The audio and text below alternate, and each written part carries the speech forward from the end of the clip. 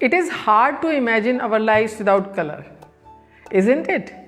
Moonlight is beautiful, poetic, and it lights up the night, but it makes everything look black and white. Isn't that why morning feels special? Quite similarly, a painting can feel incomplete without colors. Even though black and white sketches have their own beauty, a vibrant painting would always stand out. You can see the difference between these two pieces. This one is black and white, while this one has multiple colors: red, blue, yellow and green. So, question is, what is color? Color is a property of light. The human eyes cannot perceive colors without light. Let's take an example of three round objects: an apple, a guava and a football. Their shapes and sizes would certainly be different, but in order to bring out the true character of these objects, we would need to color them appropriately.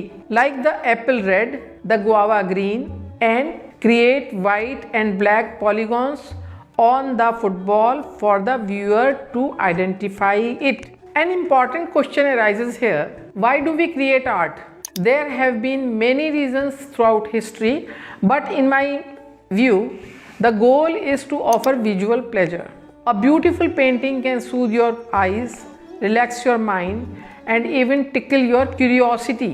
Colors play a very important role in art. Depending on the painting's central message, colors need to be used differently. There are three primary colors that nature has given us, that is blue, red and yellow. All the other colors we perceive are combination of these primary colors. Blue and yellow create green, red and yellow create orange, red and blue create violet.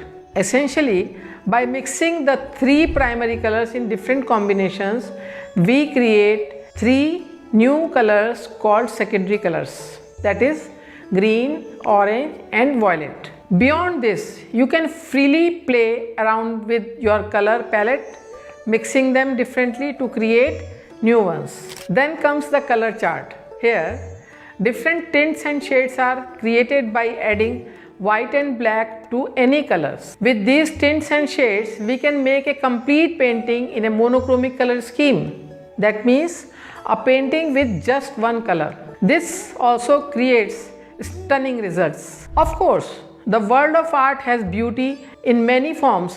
While at one hand, artists can bring canvas to life using just charcoal, the Madhubani artists use extremely vibrant primary colors to depict the nature and culture of their region.